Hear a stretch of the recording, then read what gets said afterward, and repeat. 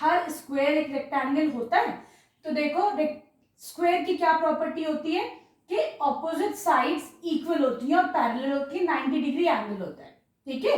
यही प्रॉपर्टीज एक रेक्टेंगल की भी होती है।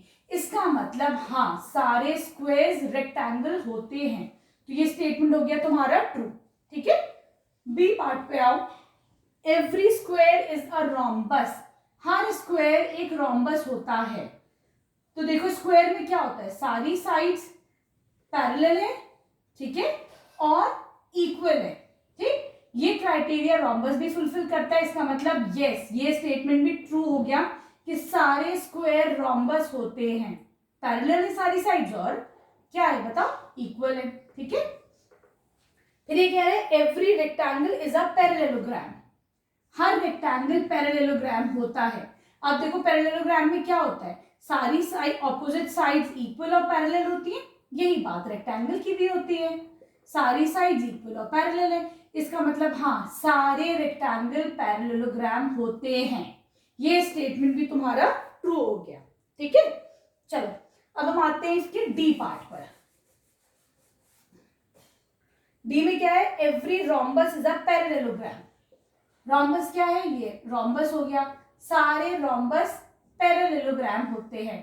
तो हाँ भाई, ऑपोजिट साइड्स इक्वल होती हैं सारे रोम्बस की और आपस में पैरेलल होती हैं ऑपोजिट साइड्स। इसका मतलब हाँ, सारे रोम्बस पैरेललोग्राम होते हैं, ठीक है।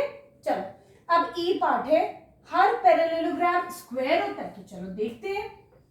ये कह रहे हैं सारे पैरेललोग्राम स्क्वायर होते हैं, ठीक है। तो देखो स्क्वायर के क्राइटेरिया है कि ये एंगल 90 डिग्री बनेगा। क्या पैरेललोग्राम का ये 90 डिग्री होता है? नहीं है ना। और ये साइड इसके इक्वल है। स्क्वायर में क्या होता है, सारी साइड्स इक्वल होती है, लेकिन पैरेललोग्राम में तो साइड्स इक्वल नहीं है। इसका मतलब दिस स्टेटमेंट इज फॉल्स, सारे पैरेललोग्राम स्क्वायर नहीं होते हैं, ठीक है।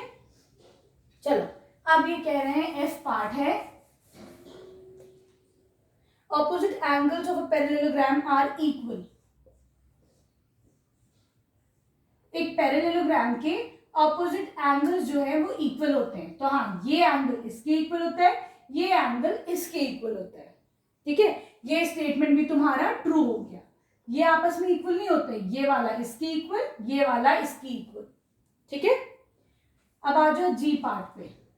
ये कह रहे हैं diagonals of square bisect each other at right angle.